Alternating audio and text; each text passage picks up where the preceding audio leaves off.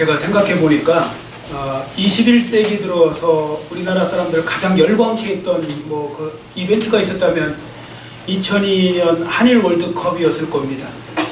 근데 그게 벌써 개최된 지가 20년이 넘었더라고요. 정말 세월이 유수와 같고 또 시위에서 당겨진 화살과 같더니 정말로 빨리 지나간 것 같습니다. 그러니까 21년째가 벌써 되는데요.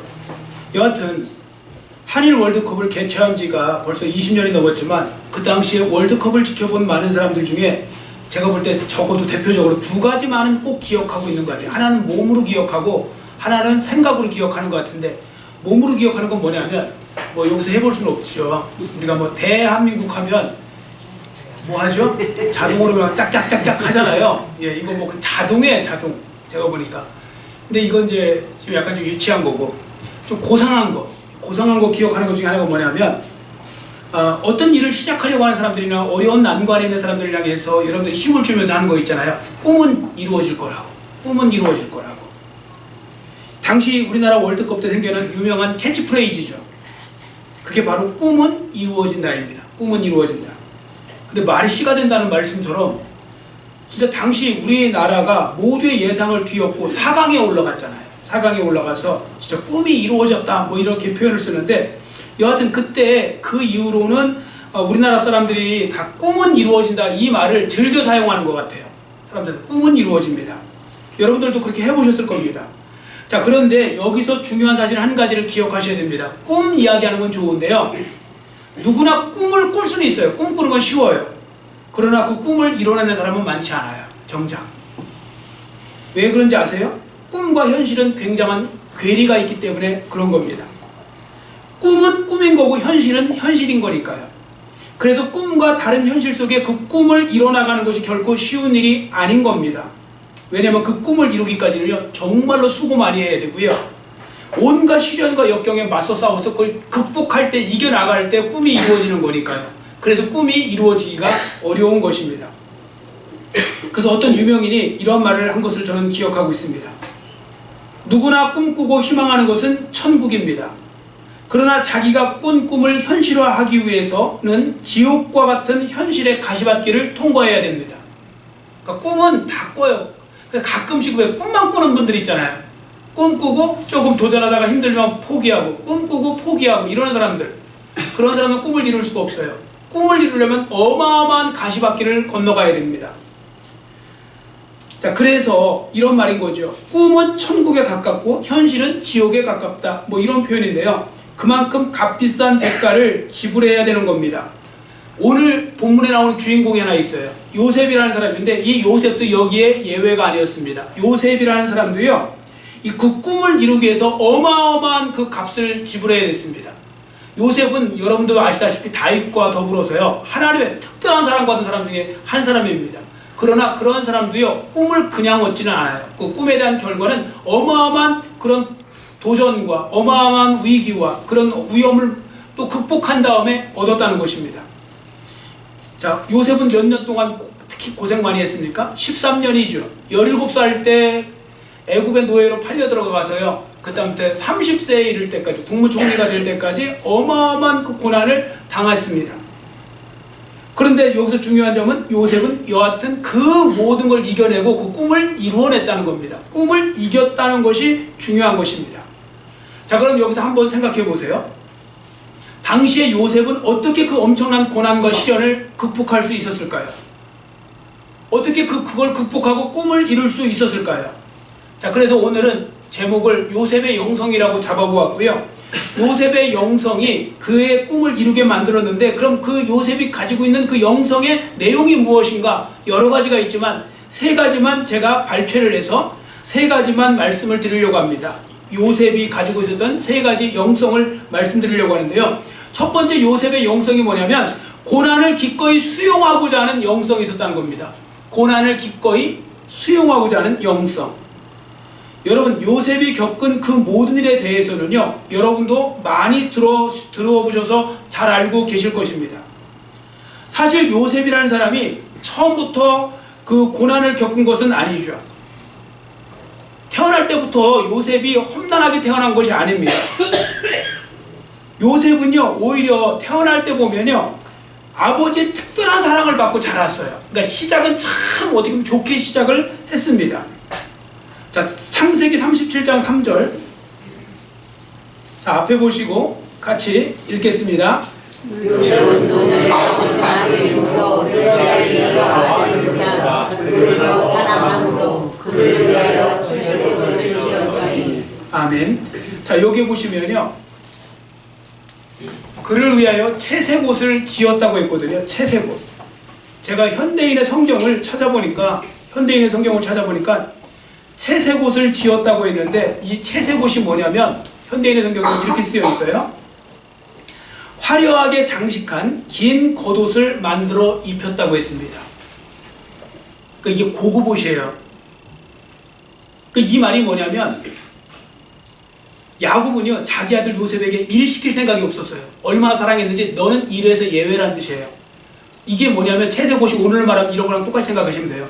밍크코트 발목까지 오는 거 있잖아요. 그 고급 밍크코트 입혀놓고 일하라고 할 수 없잖아요.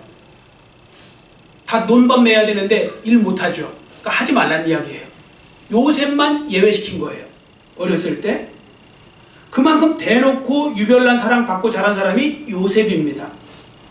창세기 37장 5절에 보시면, 창세기 37장 5절에 요셉의 꿈에 대해 들은 요셉의 형들이 나중에 뭐라고 했는지 아세요? 거기 보시면 그를 더욱 미워했다고 그랬어요. 그를 더욱 미워했다. 이 말은 뭘까요? 여러분들 국어를 배우셨으면 다 아시잖아요. 이전에도 미워한 거예요? 안 미워한 거예요? 미워했죠. 미워한 거예요. 아버지 때문에. 아버지가 잘해야 돼요. 아버지가 차별해버리니까 나머지 형제들이 다 요셉을 미워한 거예요. 그런데 가재나 미워 죽겠는데 또 와서 꿈 얘기를 하면서 자기 앞에 막 이런 엎드려 절한 이야기를 하니까 더 화가 난 거예요.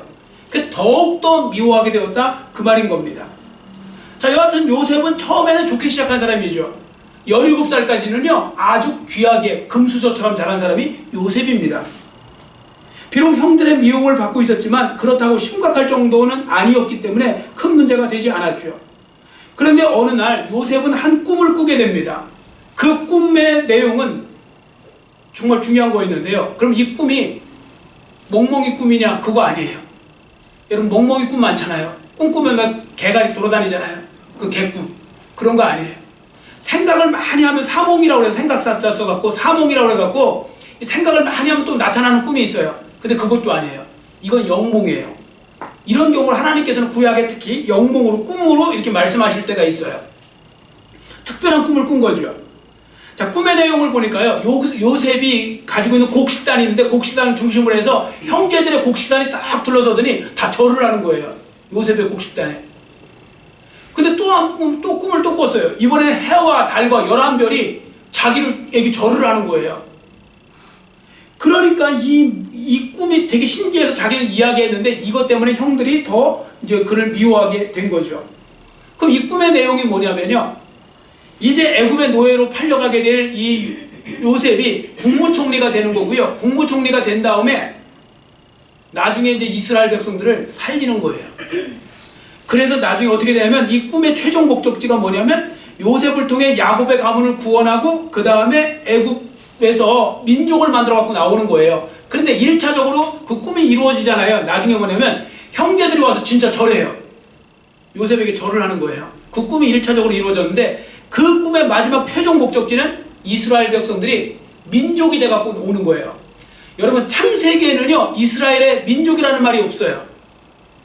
창세기는 족장 시대예요. 그래서 가족 중심이에요. 그래서 애굽에 내려갔을 때도 가족이 내려간 거예요. 대가족 70명이 내려가서 나중에 뭐 75명까지 잡기도 하는데, 자, 그런 70명이 가족이 갔는데 나중에 430년 뒤에 200만 명이 돼서 나오는 거예요. 가족이 민족이 돼서 나와요. 그런 역사를 하나님이 이루시려고 미리 꿈으로 보여주신 거예요. 자, 이처럼 요셉은 어느 날 갑자기 하나님에 의해 선택받고 하나님으로부터 놀라운 꿈과 비전을 얻었는데요. 여기서 주목해 보셔야 될 게 뭐냐면 이때부터, 이 꿈을 딱 꾼 순간부터 갑자기 형들이 요셉을 본격적으로 핍박하고 죽이려고 하고요, 막 위협을 가하고 그러는 거예요. 왜 그랬을까요? 여러분, 사람의 눈으로만 보시면 안 돼요. 여러분, 가족에서 남편이, 부인이, 뭐 형제가 뭐 이렇게 막 서로 역사한다고 그랬을 때 그 눈으로만 보시면 안 돼요. 여기에 마귀의 역사가 있었어요. 특히 요셉의 가정에는. 마귀란 존재가요, 살아있기 때문에 그런 거예요. 여러분, 우리의 원수 마귀는 영물에 속한데 하나님께서 하시는 일을 갖다가 그냥 눈뜨고만 보고 있지 않아요. 얼마나 용감한지요. 이 마귀는요, 하나님의 일에 도전을 해요. 일단 하나님의 계획이 있다 싶으면 그걸 막으려고 애를 쓴다고요. 직접 행동까지 감행해요. 그래서 마귀가 잘하는 일 중에 하나가 뭐냐면요, 자기 종노릇할 만한 사람을 찾아요. 종노릇할 만한 사람. 교회 안에서도 맞아요. 종노릇할 만한 사람. 가정에서도, 또 직장에서도 찾아요. 이웃간에서도 종노릇할 만한 사람 찾은 다음에요, 어떻게 하느냐면 그 사람을 통해서 하나님의 일을 방해하려고 하는 거예요. 자, 예를 들어서 예수님이 탄생하셨을 때 누가 종노릇 했느냐면 헤롯 대왕이요. 마귀가 헤롯 대왕을 통해서요, 어린 아기 예수를 죽이려고 베들레헴 지경에 있는 2살 밑에 아기를 다 죽여요. 예수님 죽이려고. 그렇게 쓰임 받는 거예요. 자, 이와 마찬가지로 마귀는 청년 요셉이라는 사람이 하나님께 꿈을 받고 놀라운 일이 일어날 걸 아니까 그걸 막기 위해서 누구를 이용했느냐? 요셉의 형제들을 이용한 거예요. 여러분, 우리가 여기서 이 말씀을 꼭 기억해야 될 이유가 있습니다. 마귀는요, 하나님의 꿈을 꾸는 자를 미워해요. 마귀는 진짜 우리가 하나님의 꿈을 꾼다든지 비전을 받고 어떤 소명을 받잖아요.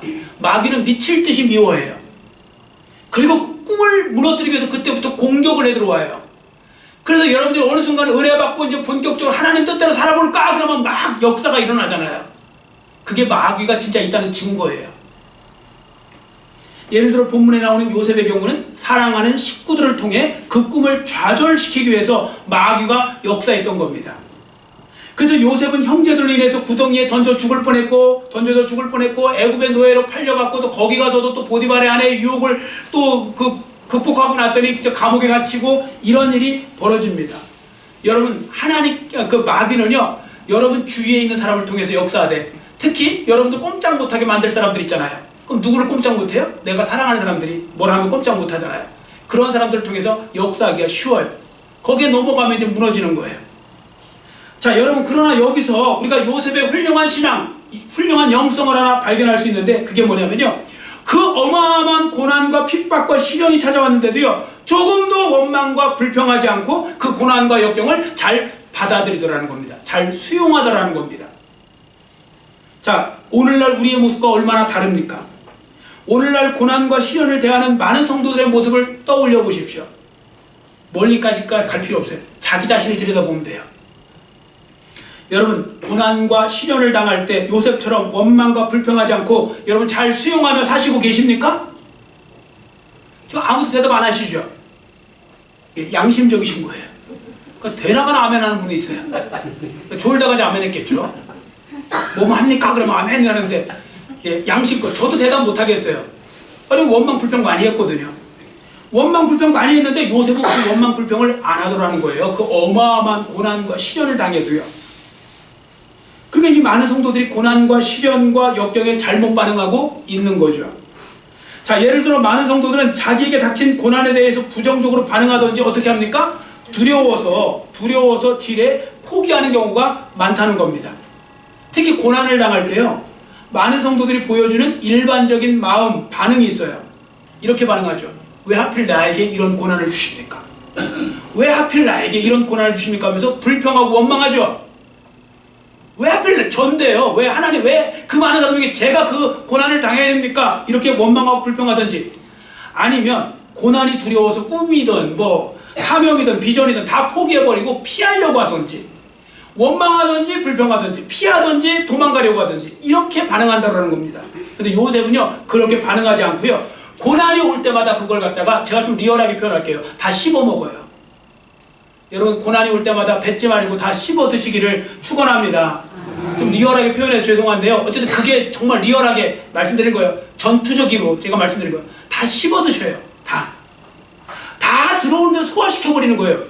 요셉은요, 진짜 고난이 올 테면 와봐라, 다 내가 먹어 치우리라, 다 먹어서요 그걸 치워버리더라고요.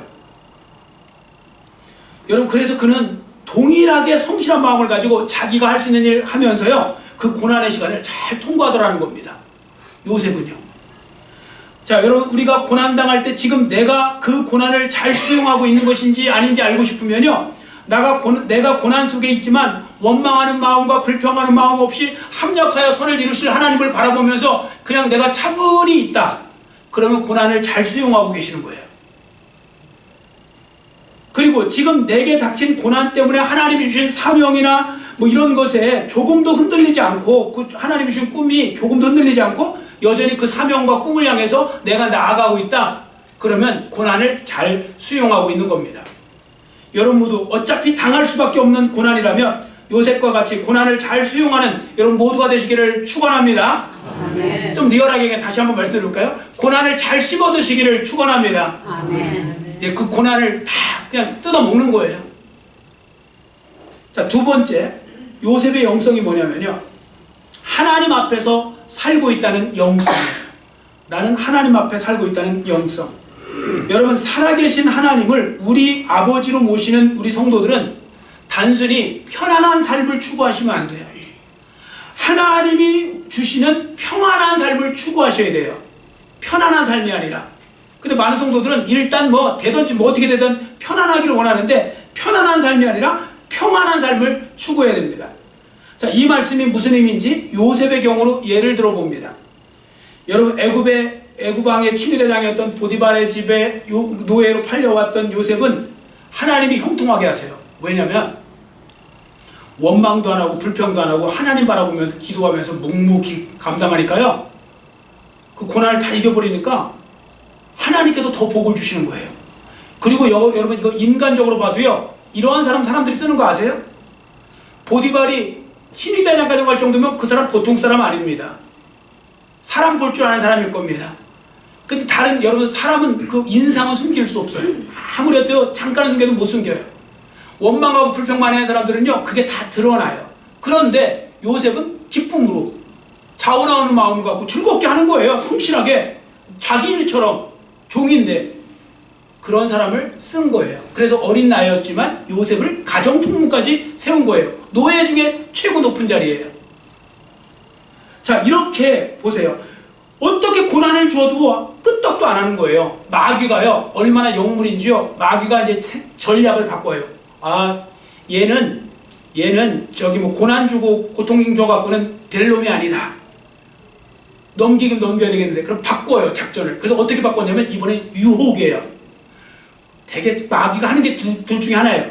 유혹하든지 고난을 주든지. 자, 고난 안 되잖아요. 그러니까 유혹을 해요. 이번에 보디발의 아내가 그래서 나오는 겁니다. 보디발의 아내의 이야기가 나오죠. 자, 창세기 39장 7절에 보시면요, 창세기 39장 7절에 보시면 그 후에 하면서 이제 보디발 아내 이야기가 나오는 거예요. 그 후에가 뭘까요? 요셉이요, 그 모든 고난과 환난을 받으면서도 눈 하나 꿈쩍 안 하고 다 견뎌내고 결국 가정총무까지 딱 올라가서 이제 먹고 살만하게 됐을 정도 되니까, 그 후에 마귀가 끄떡도 안 하니까 이번에는 유혹으로 공격해 들어온 것입니다. 여러분 아셔야 됩니다. 집요한 마귀입니다. 마귀는 정말 집요해요. 이 집요한 마귀는 한 번 실패했다고 절대 포기하고 물러서는 법이 없어요. 보십시오. 고난을 통해 요셉을 무너뜨리는 데 실패한 마귀는 이번에는 보디발 아내를 통해서 유혹이라는 도구를 가지고 쳐들어오는 거예요. 자, 이제 요셉이 보디발 아내의 유혹을 받았을 때를 한번 이제 가정해 보세요. 여러분, 인간적으로 생각하면요, 요셉은 모른 척하고 보디발 아내와 적당히 타협하면 훨씬 더 편안하고 더 높은 자리든지 더 많은 것을 얻을 수 있는 그런 상황이었습니다. 여러분 생각해 보세요. 보디발의 아내가 자기와 정분이 난 요셉을 얼마나 잘 챙겼을까요? 그런데 만일 요셉이 보디발 아내의 요청을 거절하면 그녀의 분노를 사게 될 것이고 하루아침에 죽임을 당할 수도 있게 되는 겁니다. 그리고 요셉이요, 얼마든지 하나님 앞에서도요 핑계댈 수 있잖아요. 하나님 아시죠? 제가 보디발 아내 유혹한 거 아닙니다. 저는 가만히 있었는데 보디발 아내가 와서 저를 유혹한 거 아닙니까? 저는 안 그러면 제가 죽으니까 어쩔 수 없이 보디발 아내의 유혹을 받아들인 것 뿐입니다. 그래서 정분이 난 겁니다. 뭐 이런 식으로 얼마든지 이야기할 수 있잖아요. 많은 성도들은 실제 그렇게 이야기해요. 제가 먼저 한 거 아닙니다. 저쪽에서 해갖고 제가 할 수 없이 들은 거지. 이렇게 이야기해도 되는 거잖아요. 인간적으로 말하면. 그런데 거절해버려요. 근데 또 여기서 보면 보디발의 아내가 어떻게 하는지 아세요? 한 번 유혹하고 끝나지 않아요. 37장 10절을 보세요. 37장 10절에 보시면 여인이 날마다 요셉에게 청하였다고 그랬어요. 날마다 유혹하는 거예요. 여러분, 성도들이 죄의 유혹 이기는 거 쉬워요, 어려워요? 한번 대답해 보세요. 여러분들이 죄의 유혹이 오는데 이기는 거 쉬워요, 어려워요? 예, 어려워요. 왜 어려우냐면 죄의 유혹이 끝이지 않고 계속 오기 때문에 그래요. 계속 와요. 한 번만 이기면 될 것 같은데 그렇지 않아요. 계속 온다니까요. 아마 저기랑 똑같을 거요. 어느 날 술 드시는 분이 술 끊어보겠다고 할 때 그 술의 유혹 계속 오는 것마다 잊을만 하면 또 오고, 잊을만 하면 또 오고, 잊을만 하면 또 오고, 막 이제 그런다는 거 아닙니까? 사람이 어느 정도 신앙이 있으면요, 다 유혹 올 때 거절해요. 여기 계신 분은 다 거절할 거요. 상대방이 아니면 어떤 상황에서 이렇게 유혹을 하러 와요. 나랑 이렇게 죄를 집시다, 이렇게 일합시다. 그러면 양심에 콱 걸려요. 하나님이 무서워요. 아, 이렇게 하면 안 될 것 같은데? 거절했을 거예요. 아, 저는 못합니다. 이렇게 하면 하나님이 안 기뻐하십니다. 제 양심이 허락하지 않습니다. 근데 계속 유혹해요. 그래서 타협하면서 이거 다 하나님이 이해하실 거야. 뭐 이 정도가 뭐 요즘 시대에 이게 죄야? 뭐 이런 식으로 막 계속 이제 유혹을 하는 거예요. 그럼 어느 순간에 그래 하고 넘어가 버려요. 그래서 죄의 유혹을 이기기가 어려운 거예요. 왜냐하면 끝이지 않고 계속 오거든요. 계속 오는 겁니다. 그래서 사람의 의지 갖고 죄의 유혹 이기는 건 쉽지 않습니다. 자, 그런데 분명한 사실은 요셉은요, 끝까지 이겨요. 날마다 여인이 청하는데 이게 얼마나 무서운 일인지 아십니까? 이 여인이 바로 그 즉시 얘를 죽일 수도 있는 거예요. 요셉을 죽일 수도 있는 거라고요. 날마다 청했는데 얼마나 기분 나쁘겠어요. 여러분도 남한테 요청할 때 나 만나줘 하는데 계속 거절해보세요. 얼마나 그 화나겠나. 그런데 요셉은 그거 무릅쓰고요, 그냥 계속 거절해버려요. 왜 그런지 아세요? 요셉은 편안한 길을 원하는 게 아는 거고 평안한 길을 원한 거예요. 자, 보세요. 자기 눈으로 볼 때 편안해 보이고 안심되어 보일지 모르겠지만 이게 하나님 보실 때는 명백한 죄라는 사실을 요셉은 잘 알고 있었던 거예요. 양심이 말해주잖아요. 이게 하나님이 안 기뻐하시는 일이라는 거. 그래서 많은 성도들이 유혹을 받을 때 하나님이 싫어하실 것을 알면서도 그 죄에 동참할 때 요셉은 조금도 주저함 없이 내가 이런 일을 행하여 어찌 하나님께 득죄하리까 하면서 거절하더라는 거예요. 끝까지. 이처럼 요셉은 육신적으로 편안한 삶이 아니라 하나님 앞에서 평안한 삶을 추구한 거죠. 왜냐하면 아무리 육신이 편하고 즐거운 것처럼 보여도요, 죄에 동참함으로 말미암아 하나님 앞에서 그 영혼이 평안해지지 않거든요. 그러면 그게 더 괴로워요. 많은 성도들이 그것 때문에 더 괴로워해요. 육신은 편해요. 뭔가 지금 편해졌어. 그런데 영혼이 안 편해요. 왜? 계속 하나님이 말씀하시거든요. 그래서 그걸 모른 척도 해보고 아닌 것처럼 해보고 그래 이건 죄가 아니야 이렇게도 해보고 하지만 어느 순간에 그 양심의 가책은 어쩔 수가 없는 거예요. 요셉은 차라리 이렇게 생각한 거예요. 내가 차라리 감옥에 갇히는 한이 있더라도 감옥에 가서 내가 평안하게 사는 게 낫지 이렇게 죄에 동참할 수는 없다. 하나님 앞에 명백한 죄인데 동참할 수 없다. 끊어내버린 겁니다. 이것이 바로 요셉이 가지고 있었던 중요한 영성인데요. 그 영성의 핵심이 뭐냐? 내가 지금 여전히 하나님 앞에 살고 있다는 겁니다. 하나님 앞에서 살고 있다는 영성, 여러분들도 소유하시기를 축원합니다. 네. 여러분, 하나님이 어디 딴 데 계신 거 아니에요. 항상 여러분과 함께 계세요. 여러분이 선한 일을 하는 자리에도 함께 계시고, 여러분이 죄를 짓는 자리에도 함께 하시고, 여러분이 은밀히 계신 곳에도 함께 하시고, 여러분이 공개적으로 있는 곳에도 함께 하시고, 다 지켜보고 계신다는 거예요. 그렇기 때문에 이 여인은 이렇게 말했겠죠. 요셉, 지금 우리 둘밖에 없잖아, 이 방에. 누가 알겠어? 내가 비밀을 지켜줄게. 그리고 네 어떤 그런 거 나중에 그 삶을 보장해줄게. 그런데 아니요, 하나님이 이 죄 짓는 자리에 있습니다. 하나님이 안 기뻐하십니다. 어떻게 득죄하리까? 이렇게 하면서 막아낸 겁니다. 그래서요, 내가 하나님 앞에 존재하고 있다, 내가 하나님 앞에 서 있다, 이 생각을 가지면요, 가능하면 죄를 덜 짓게 돼요. 사람이니까 죄 하나도 안 짓고 사는 수는 없지만 그러나 덜 짓게 돼요, 확실히. 그래서 예수 믿는 사람들이 이렇게 어떤 그런 마음속에 하나님이 나와 함께 계신다는 이 사실을 갖고 살아가는 건 정말 중요한 거고, 이게 요셉의 중요한 영성이었습니다. 자, 마지막 세 번째 요셉의 영성이 뭐냐면, 저를 따라주세요. 하나님의 주권을 인정하는 영성. 인정하는 영성. 아멘. 하나님의 주권을 인정하는 영성을 갖고 있었습니다. 여러분 한번 생각해 보세요. 왜 많은 성도들이 갑작스럽게 고난과 시련을 당할 때 부정적으로 반응할까요? 특히 성도들이 더 부정적으로 반응하는 경우가 있는데 언제인지 아세요? 인생을 살아가는 동안에 까닭없이 고난당할 때, 특히 또 이런 때요. 아유, 내가 이제 좀 하나님 더 잘 섬기고 살아봐야지 하고서 이제 더 예배 생활도 잘하려고 하고, 기도도 더 많이 하려고 하고, 성경도 더 많이 읽으려고 막 이렇게 해서 하고 있는데 갑자기 막 고난이 와요. 그러면 그때 그걸 못 견디는 성도들이 많아요.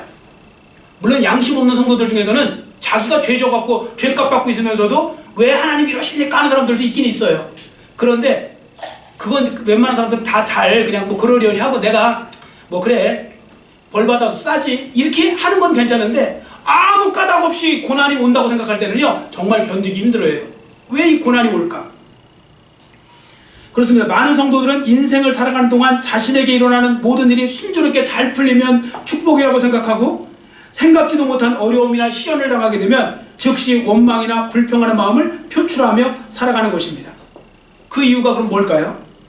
하나님의 주권을 믿지 못해서 그래요. 하나님의 주권. 그럼 하나님의 주권을 믿지 못한다는 말이 무슨 말씀인가 하면 하나님께서 나의 모든 상황 속에서도 여전히 선을 이루어 가신다는 것을 믿지 못해서 그런 겁니다. 여러분 이것부터 한번 대답해 보세요. 그냥 믿는 만큼 대답하시면 돼요. 여러분 하나님의 손 안에 있는 거 믿어지세요? 우리가 성경에 보면 하나님의 장중 안에 있다고 하잖아요. 손. 장중이 손바닥 아닙니까? 여러분 하나님의 손바닥 안에 계심을 믿으세요? 하나님께서 여러분의 개인 역사를 주장하고 계심을 믿으십니까? 그러면 하나님은 선하신 하나님인 거 믿어지세요? 그럼 뭐가 걱정이에요? 하나님께서 살아계시고 선하신 하나님이 여러분의 모든 것을 아시고 여러분의 역사에 개입하고 계신다면 여러분을 선한 방향으로 이끌어 가시는 거 아니겠습니까? 실제로 우리도 많이 경험해 본 바와 같이 인생을 살아가는 동안 어떤 경우는 납득하기 어려운 고난을 당할 때도 있어요. 우리가 아무 불평이나 그런데 그때 하니까 우리가 아무 불평이나 원망 없이 사는 거 쉬우냐? 어려워요. 사람은요 고난당하고 핍박당할 때는요 입 다물고 있는 거 너무 어려워요. 해보셔서 아시잖아요. 나도 모르게 자꾸 원망하고 불평하고 하나님 원망하고 사람 원망하고 불평하고 이렇게 된다니까요. 더군다나 나를 힘들게 하고 어렵게 만든 사람을 용서하고 받아들이는 거 너무 어려운 겁니다. 자, 그럼 한번 생각해 보세요. 성도들은 어떻게 이런 상황에서도 감사함으로 묵묵히 하나님의 때를 기다리며 살 수 있을까요? 그것은요 하나님의 주권을 조금도 의심 없이 믿을 때 가능한 겁니다. 다시 말씀드려서 지금 내게 일어나는 모든 상황과 환경이 때로는 시련과 고난일지라도 그 속에는 반드시 하나님의 어떤 뜻이 계시고 어떤 목적이 계시고 또 어떤 선한 결과로 인도해 나갈 거라는 게 믿어지면 우리는 범사에 감사할 수 있는 거예요. 우리 맨날 뭐 외우기는 잘 외우잖아요. 항상 기뻐하라, 쉬지 말고 기도하라, 범사에 감사하라. 근데 범사라는 말이 굉장히 무서운 말이에요. 범사는 모든 일을 말하는 거거든요. 슬플 때도, 괴로울 때도, 고통스러울 때도, 정말 막 이렇게 막 너무 힘들 때, 막 그런 때도 다 감사하라는 거예요. 왜? 그 모든 것을 합력하여 선을 이루실 하나님을 믿기 때문에 그걸 믿는 사람이 진짜 모든 상황에서 원망하고 불평하지 않고 그냥 여기도 어떤 하나님의 뜻이 있겠지 하고서 입 다물고 기도하면서 나아갈 수 있는 것입니다. 여러분, 저도 여러분도 이러한 삶에 도전하시기를 축원합니다. 아멘. 제가 도전이라고 쓴 이유가 있어요. 못하니까. 저도 안 될 때가 많아요. 그러니까 제가 설교한다고 다 되는 게 아니에요. 착각하시면 안 돼요. 자기도 못하면서 이렇게 하시면 안 돼요. 저도 하나님 말씀 대언자지 제가 뭐 다 살 수 없어요. 그런데 이렇게 말씀을 준비하다 보면 저도 도전을 받아요. 그렇게 하셔야 돼요. 범사에 감사할 수 있는 마음. 자, 그러려면 하나님의 주권을 믿어야 되는데 오늘의 주인공 요셉이 그러한 영성을 가지고 있었다는 거죠. 자, 요셉이 형제들에게 고백했던 내용을 읽어봅니다. 20절, 본문 20절 같이 읽겠습니다. 당신들은 나를 해하려 하였으나 하나님은 그것을 선으로 바꾸사 오늘과 같이 많은 백성의 생명을 구원하게 하시려 하셨나니. 아멘. 당신들은 나를 해하려 하였으나 하나님은 그것을 선으로 바꾸셨다. 이 하나님을 믿으셔야 돼요. 여러분들 지금 어떤 사람 때문에 고난당하고 핍박당하잖아요. 그거조차도 합력하여 선을 이루시고 그 고난을 역이용하셔서 하나님이 쓰실 것을 갖다가 말씀하셔야 돼요. 창세기 45장 8절 우리 한번 찾아서 읽겠습니다. 45장 8절 창세기 45장 8절 우리 한번 같이 45장 8절 같이 큰 소리로 읽겠습니다. 그런즉 나를 이리로 보낸 이는 당신들이 아니요 하나님이시라. 하나님이 나를 바로에게 아버지로 삼으시고 그 온 집의 주로 삼으시며 애굽 온 땅의 통치자로 삼으셨나이다. 아멘. 여러분, 하나님이 인도하셨다는 걸 믿는 거예요. 이거 믿음 없으면 어떻게 하는지 아세요? 형제들 보고 니들은 다 죽었어. 니들이 나 구덩이에 집어넣었지.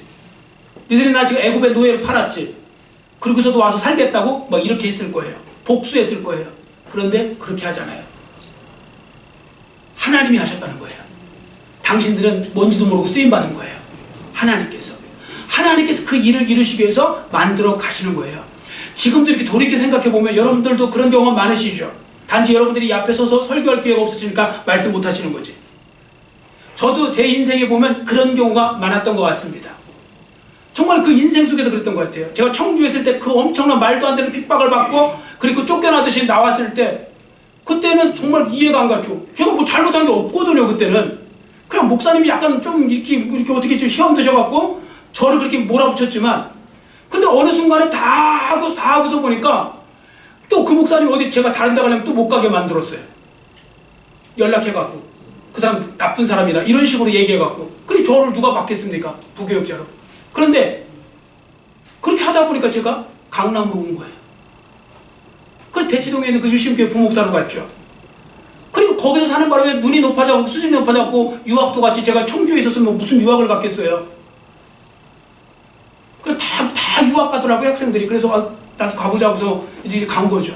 그리고 가서 제가 강남여랑 연결돼서 여기를 지금 또 오게 된 거잖아요.